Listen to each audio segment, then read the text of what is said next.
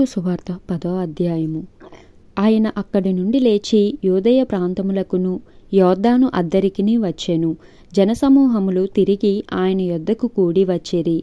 ఆయన తన వాడుక చొప్పున వారికి మరలా బోధించుచుండెను. పరిసయ్యులు ఆయన యొద్దకు వచ్చి ఆయనను శోధించుటకై పురుషుడు తన భార్యను విడనాడుట న్యాయమా అని ఆయననడిగిరి. అందుకాయన మోషే మీకేమి ఆజ్ఞాపించెనని వారినడిగెను. వారు పరిత్యాగ పత్రిక వ్రాయించి ఆమెను విడనాడవలెనని మోసే సెలవిచ్చెనని చెప్పగా, యేసు మీ హృదయ కాఠిన్యమును బట్టి అతడి ఆజ్ఞను మీకు వ్రాసి ఇచ్చెను గాని సృష్ట్యాది నుండి దేవుడు వారిని పురుషునిగాను స్త్రీనిగాను కలుగజేసెను. ఈ హేతువు చేత పురుషుడు తన తల్లిదండ్రులను విడిచిపెట్టి తన భార్యను హత్తుకొనును. వారిద్దరూ ఏక శరీరమై యుందురు. కనుక వారిక ఇద్దరుగా ఉండగా ఏక శరీరముగా ఉందురు. కాబట్టి దేవుడు జతపరిచిన వారిని మనుష్యుడు వేరుపరచకూడదని వారితో చెప్పెను. ఇంటికి వచ్చి శిష్యులు ఈ సంగతిని గూర్చి ఆయనను మరలా అడిగిరి.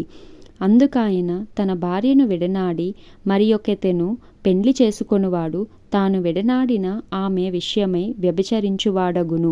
మరియు స్త్రీ తన పురుషుని విడనాడి మరియొకని పెండ్లి చేసుకొనిన యెడల ఆమె వ్యభిచరించునదగునని వారితో చెప్పెను. తమ చిన్న బిడ్డలను ముట్టవలెనని కొందరాయన యొద్దకు వారిని తీసుకొని వచ్చిరి. అయితే శిష్యులు వారిని తీసుకొని వచ్చిన వారిని గద్దించిరి. యేసు అది చూచి కోపపడి, చిన్న బిడ్డలను నా యొద్దకు రానియ్యుడి, వారిని ఆటంకపరచవద్దు. దేవుని రాజ్యము ఈలాటి వారిదే. చిన్న బిడ్డల వలె దేవుని రాజ్యము అంగీకరింపనివాడు అందులో ఎంతమాత్రమును ప్రవేశింపడని మీతో నిశ్చయంగా చెప్పుచున్నానని చెప్పి ఆ బిడ్డలను ఎత్తి కౌగిలించుకొని వారి మీద చేతులుంచి ఆశీర్వదించెను. ఆయన బయలుదేరి మార్గమున పోవుచుండగా ఒకడు పరుగెత్తుకొని వచ్చి ఆయన ఎదుట మోకాళ్ళూని, సద్బోధకుడా, నిత్యజీవమునకు వారసుడనగుటకు నేనేమి చేయుదునని ఆయననడిగెను. యేసు, నన్ను సత్పురుషుడని ఏల చెప్పుచున్నావు? దేవుడొక్కడే గాని మరి ఎవడునూ సత్పురుషుడు కాడు. నరహత్య చేయవద్దు, వ్యభిచరింపవద్దు, దొంగిలవద్దు, అబద్ధ సాక్ష్యము పలుకవద్దు, మోసపుచ్చవద్దు, నీ తల్లిదండ్రులను సన్మానింపుము అను ఆజ్ఞలు నీకు తెలియను గదా అని అతనితో చెప్పెను.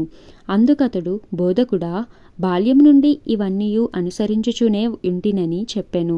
యేసు అతని చూచి అతని ప్రేమించి, నీకు ఒకటి కొదువుగా ఉన్నది. నీవు వెళ్ళి నీకు కలిగినవన్నీయు అమ్మి బీదలకిమ్ము, పరలోకమందు నీకు ధనము కలుగును. నీవు వచ్చి నన్ను వెంబడించమని చెప్పెను.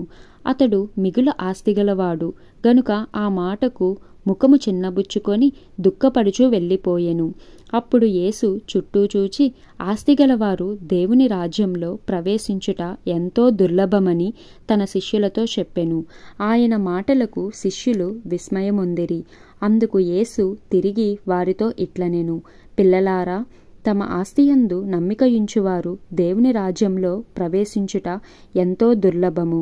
ధనవంతుడు దేవుని రాజ్యంలో ప్రవేశించుట కంటే ఒంటె సూది బెజ్జంలో దూరుట సులభము. అందుకు వారు అత్యధికముగా ఆశ్చర్యపడి, అట్లయితే ఎవడు రక్షణ పొందగలడని ఆయననడిగిరి. యేసు వారిని చూచి, ఇది మనుష్యులకు అసాధ్యమే గాని దేవునికి అసాధ్యము కాదు. దేవునికి సమస్తమును సాధ్యమే అనెను. పేతురు, ఇదిగో, మేము సమస్తమును విడిచిపెట్టి నిన్ను వెంబడించితిమని ఆయనతో చెప్పసాగెను. అందుకు యేసు ఇట్లనెను, నా నిమిత్తమును సువార్త నిమిత్తమును ఇంటినైనను, అన్నదమ్ములనైనను, అక్క చెల్లెండనైనను, తల్లిదండ్రులనైనను, పిల్లలనైనను, భూములనైనను విడిచినవాడు ఇప్పుడు ఇహమందు హింసలతో పాటు నూరంతలుగా ఇండ్లను, అన్నదమ్ములను, అక్కచెల్లెండ్లను, తల్లులను, పిల్లలను, భూములను రాబోవు లోకమందు నిత్యజీవమును పొందునని మీతో నిశ్చయంగా చెప్పుచున్నాను. మొదటివారు అనేకులు కడపటివారగుదురు, కడపటివారు మొదటివారగుదురు అనెను. వారు ప్రయాణమై యెరూషలేమునకు వెళ్ళుచుండిరి. యేసు వారికి ముందు నడుచుచుండగా వారు విస్మయముందిరి, వెంబడించువారు భయపడిరి. అప్పుడాయన మరల 12 శిష్యులను పిలుచుకొని తనకు సంభవింపబోవు వాటిని వారికి తెలియజెప్పనారంభించి, ఇదిగో, మనము యెరూషలేమునకు వెళ్ళుచున్నాము. మనుష్య కుమారుడు ప్రధాన యాజకులకును శాస్త్రులకును అప్పగింపబడును. వారాయనకు మరణశిక్ష విధించి ఆయనను అన్యజనులకు అప్పగించెదరు. వారు ఆయనను అపహసించి ఆయన మీద ఉమ్మివేసి కొరడాలతో ఆయనను కొట్టి చంపెదరు. 3 దినములైన తరువాత ఆయన తిరిగి లేచునని చెప్పెను.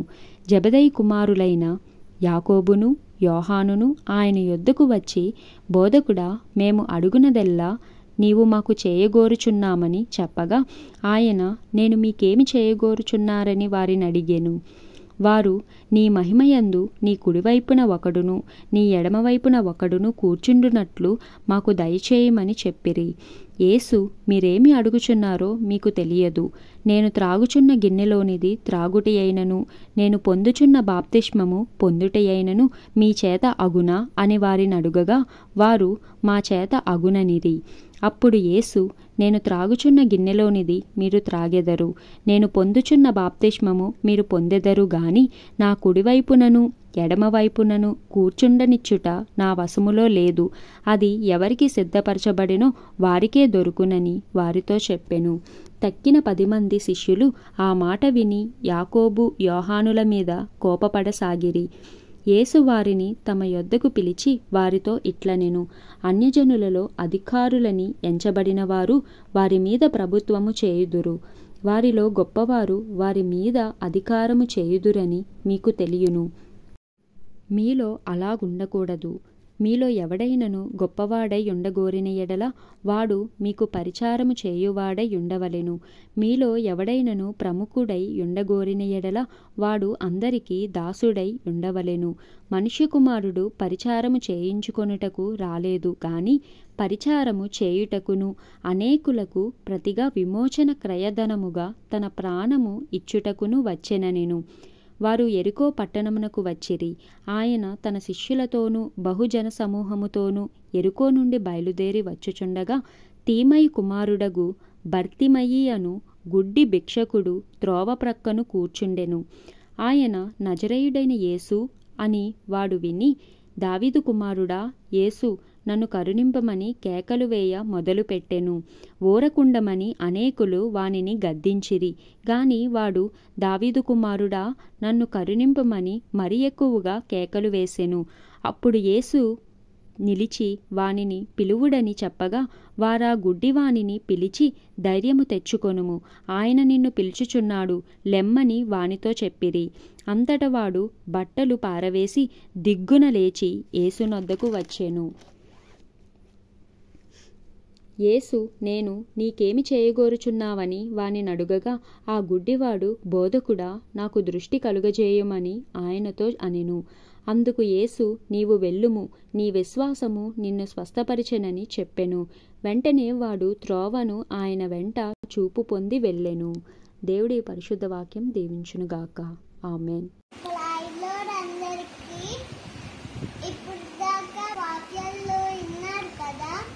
వినండి, మరి కొంతమందికి వినిపించండి. యూట్యూబ్ ఛానల్ని లైక్ చేయండి, షేర్ చేయండి, అలాగే సబ్స్క్రైబ్ కూడా చేయండి. Jesus loves you all. Amen.